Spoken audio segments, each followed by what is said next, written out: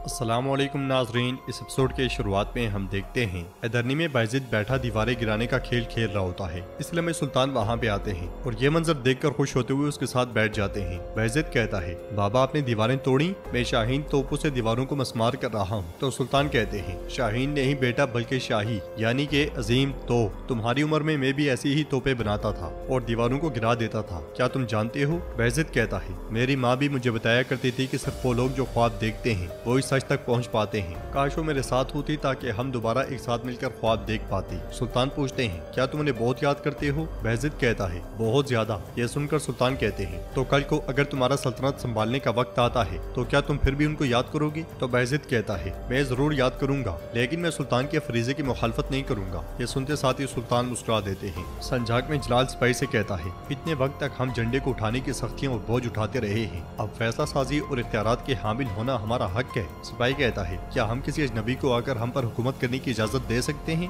लेकिन बाहर से आने वाला भी वो अजीम मालको चोगलो बाली हो, हमें एहतियात से हरकत करनी चाहिए। तो जलाल कहता है, परेशान ना हो, हम यही कुछ करेंगे। यहाँ तक के असद के साथ भी गलाटा में लोमिनेलो सोना इकट्ठा कर रहा होता है और बहुत ज्यादा जल्दी में दिखाई देता है। सोना इकट्ठा करते देखकर सिपाही उससे कहता है, जनाब कौंसल हमें कभी भी इसके लिए माफ नहीं करेगी। तो लोमिनेलो कहता है, कौंसल को इसकी खबर नहीं होगी, सोने की ये मिकदार हमारे लिए जिंदगी भर काफी होगी। सिपाही पूछता है, आप कैसे जानते हैं कि नूतरस अपनी बात पर कायम रहेगा? तो लोमिनेलो कहता है, नूतरस जो हमसे चाहता था पहले ही ले चुका है, अब वो हमारी मुखालफत नहीं कर सकता। यह सोना सिर्फ मेरे लिए नहीं बल्कि तुम्हारे लिए भी है। तुम हमेशा मेरे साथी रहे हो और मेरे खानदान के साथ बातचीत का जरिया बने हो, क्या मैं तुम्हें छोड़कर जा सकता हूँ? जबकि वाइट जख्मी मिनातो सिपाही के साथ पहुँचता है। मिनातो को देखकर सिपाही कहता है, लोमिनेलो ने कहा था कि तुम आओगे। मिनातो कहता है, तो फिर मुझे अंदर जाने की इजाजत दो। मगर सिपाही कहता है, आपको इजाजत नहीं है, उन्होंने बताया था कि आप इसरार करेंगे, उन्होंने हुक्म दिया था कि अगर आप ज्यादा इसरार करेंगे तो आपका सर काट दिया जाए। यह सुनकर मिनातो बेबसी में किले को देखता रह जाता है। कुस्तुनतुनिया में मुस्तफा एक दुकान में आता है और कहता है, ये कपड़ा नीले रंग में आने वाला था, क्या अभी तक नहीं आया? तो ताजिर कहता है, मैंने आपकी दरख्वास्त दी हुई है, जल्दी आ जाएगा।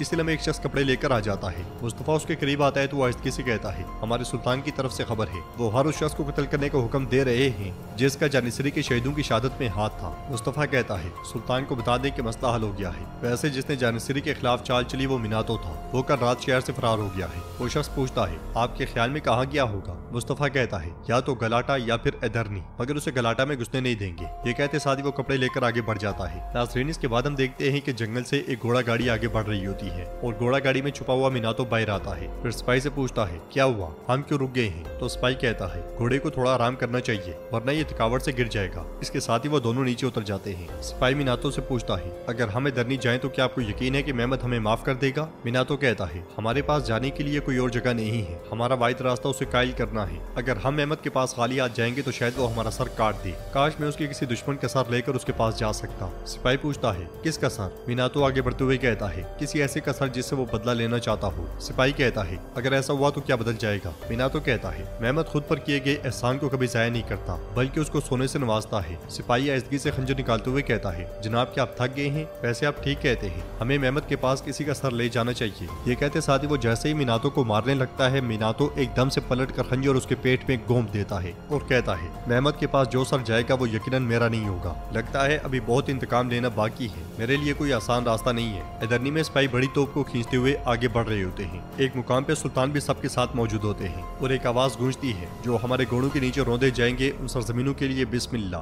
बहरी जहाजों के जरिए खोले जाने वाले रास्तों के लिए बिस्मिल्लाह, जहाँ दुश्मन का खून बहाया जाएगा उन मैदानों की तरफ जाने के लिए बिस्मिल्लाह, नए दरवाजे खोलने वाले अहद के लिए बिस्मिल्लाह। लोग सुल्तान मेहमद जिंदाबाद, सुल्तान मेहमद जिंदाबाद के नारे बुलंद करते ही चले जाते हैं। सुल्तान की आवाज गूंजती है, हमारा खाना इल्म और तलवार सब्र है, हमारा रास्ता हक है और मददगार अल्लाह है, हमारी ताकत मजबूत है और जिंदगी मुख्तसर है, हम ताहयात जीने के लिए नहीं बल्कि एक दौर खत्म करके दूसरा दौर शुरू करने आए हैं। तोप को देखते हुए सब बहुत ज्यादा खुश दिखाई देते हैं। लोरेंजो भी उन सब में मौजूद होता है। सुल्तान उनसे कहते हैं, गौर से देखो पाशा, ये सामने गुजरने वाली तोप हमें पैगंबर सल्लल्लाहु अलैहि वसल्लम की बिशारत पहुंचाने वाली और कुस्तुनतुनिया की दीवारों को मुकम्मल तौर पे तबाह करने वाली शाही तोप है। अल्लाह के हुक्म से ये तोप कुस्तुनतुनिया की दीवारों में मुकद्दस और राख कर देगी। तोप बहुत ही ज्यादा बड़ी दिखाई देती है और बहुत से लोग उसे खींचते हुए आगे बढ़ते ही चले जाते हैं। उधर उधर एक मुकाम पे जुस्तुनियानी खड़ा होता है और शहर की जानिब देखते हुए कहता है, कुस्तुनतुनिया एक अजीम शान रोमी शहर है। ये वाकई शानदार शहर है, लेकिन ये अकेला है। हमारी तकदीरें एक दूसरे से कितनी मिलती जुलती हैं। इसलिए में नादिया वहाँ आती है और कहती है, ये अकेला हो सकता है, लेकिन जुस्तुनियानी जैसा मुहाफिज इसकी हिफाजत के लिए मौजूद है, इसलिए ये बहुत खुशकिस्मत है। जुस्तुनियानी उससे कहता है, नादिया मैंने आपको आते हुए नहीं देखा, आपने जो कुछ किया उसके लिए आपका बहुत शुक्रिया। नादिया कहती है, अगर दोबारा जरूरत पड़ी तो मैं तब भी करूंगी, मैं तुम्हारे लिए सब कुछ कुर्बान करने को तैयार हूँ। फिर जुस्तुनियानी का फटा हुआ चोगा देखकर कहती है, मुझे लगता है कि आपको फिर से मेरी मदद की जरूरत है, आप ये मुझे दे दे, मैं इसे ठीक कर दूंगी। ये कहते साथ ही वो उसका चोगा उतार लेती है और मजीद कहती है, मैं इसे शाम में आपके कमरे में ले आऊंगी। ये कहते साथ ही नादिया चली जाती है। जंगल में सुल्तान बड़ी तोप के साथ मौजूद होते हैं और तोप में गोला डाल दिया जाता है। सुल्तान आगे बढ़ते हुए कहते हैं, चलो अल्लाह के नाम से काम की शुरुआत करते हैं ताकि इसका इख्तिताम शुक्र अल्हम्दुलिल्लाह पर हो। हमारी जद्दोजहद का आगाज चाहे मुश्किल हो मगर इसका अंजाम फतह हो। हमारे निशाने का आगाज गाजी और इसका इख्तिताम शहादत हो।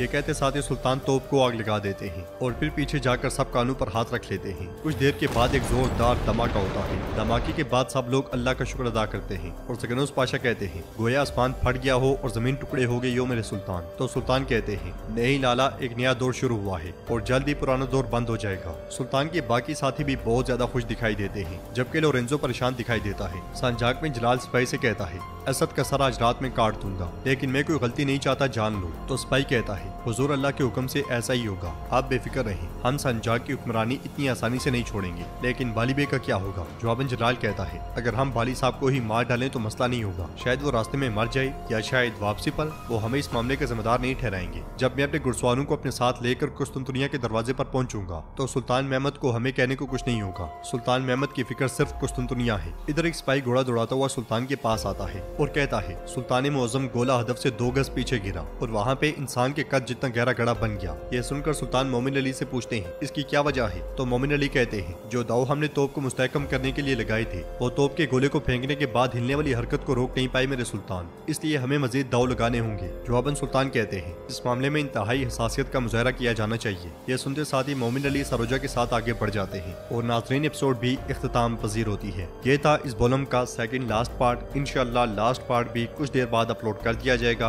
अगर आपको ये वीडियो पसंद आई है तो वीडियो को लाइक कर दें। चैनल को सब्सक्राइब नहीं किया हुआ तो सब्सक्राइब करने के साथ साथ नोटिफिकेशन बेल को दबाना मत भूलिएगा।